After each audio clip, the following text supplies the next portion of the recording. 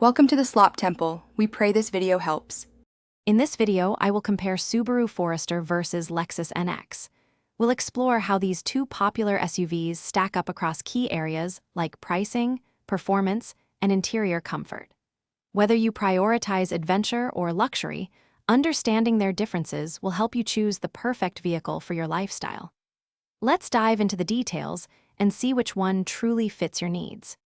When considering your budget, the Subaru Forester presents a compelling option with a lower starting price point.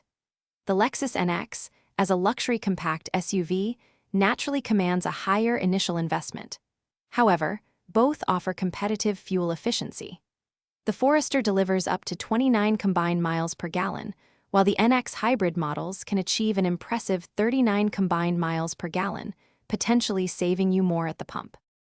For those seeking adventure, the Forester comes standard with all-wheel drive and boasts a generous cargo capacity of up to 74 cubic feet with the rear seats folded. The Lexus NX, on the other hand, focuses on a smoother, more luxurious driving experience with various engine choices.